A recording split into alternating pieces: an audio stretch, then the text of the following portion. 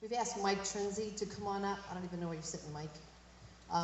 To come up and share his story. I know that you'll be encouraged by how God pursued Mike, how he had his defining moment with God, and now he has a story. I'm a pretty awkward and clumsy person, so just the fact that the first service and this service, I made it up the stairs without falling is a big success for me. So I have 5 minutes. You just clap for me the whole time. Cool with that. So I was asked to share a little bit about my testimony and what brought me to Christ. And to make a very long story short, I grew up a decent person, but I was very insecure. I didn't know who I was, where I was going, or what I wanted. And we've all heard the saying, if you don't stand for something, you'll fall for anything. So I was the guy that fell for anything. Now in today's world, somebody like me falls for anything, more than likely it will be for evil. Would you agree? So I fell into a very destructive path that started in junior high school, throughout high school, and into my late 20s. And it's not the time or place to get into details, but it consisted of everything from cutting school, fighting, stealing, alcohol abuse, the whole package. And I think deep inside, I always wanted to believe in something and have that fulfilling feeling. But because I was insecure and too cool, I never allowed that to surface. And something fills us all, whether it's good or bad. So I found my fulfillment in the bars and the clubs.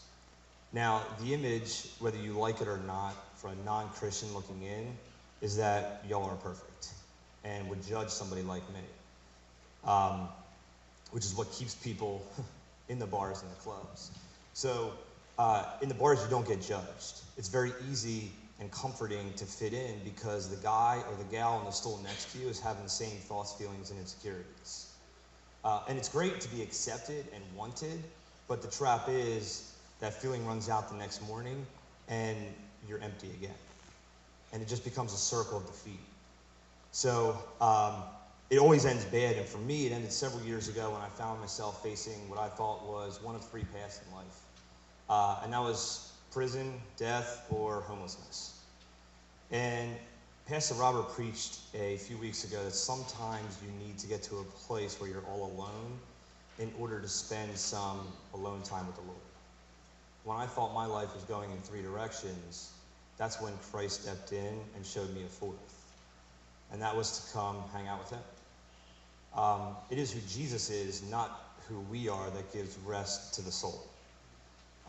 So my family has known Pastor Steve for years through volleyball.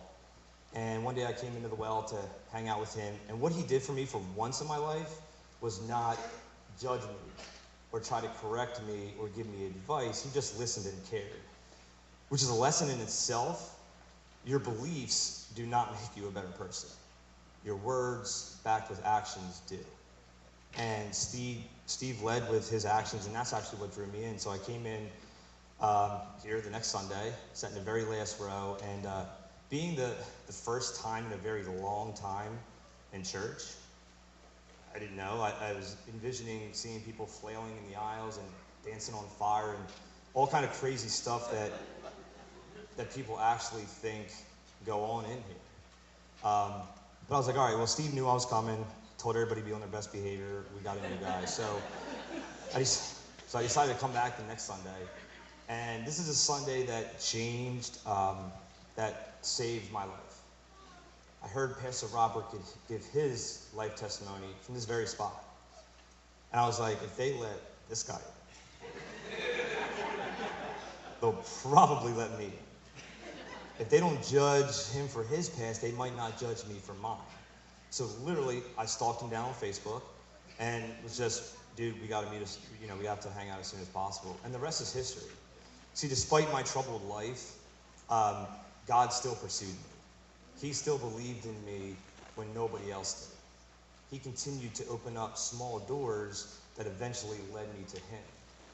It's tough sometimes when you're in a moment of trial or a change in life to see his works, but he's always there. He's always crafting something. It's because of his pursuit that for the first time in my life, I feel part of something bigger. I have that fulfillment that does not empty out. It's because of his relentless pursuit that I'm not ashamed of who I used to be. I'm not shy about the mistakes I made, because when you accept Christ in your heart, you become his child. See, knowing that he has my back is the only security that I need. God pursues us all. It's our job to recognize that pursuit and follow blindly. Jeremiah 29:13 says, "You will seek me and find me when you seek me with all of your heart." Knowing that Christ lives inside of me gives me the courage to tell my testimony. We all have one. We should all speak it as much as possible, because you never know when that lost soul like me is listening. You never know what life you might change. See, most people think the opposite of courage is fear, and that's wrong. The opposite of courage is conformity. And conformity with the world is exactly what we as Christians must fight against. Romans 12:2. If Pastor Steve had judged me like everybody else, if he didn't have the courage to accept me for me, maybe I don't know Christ today. If Pastor Robert doesn't have the courage to tell his nutball story, maybe I don't know Christ today. And what if Trinity Church doesn't have the courage to staff someone with Robert's past? Maybe I don't know Christ today. Sometimes in life, an encounter with the Lord is not lights and thunder and all kind of stuff. Most times that encounter occurs in the form of his word being spoken through other people.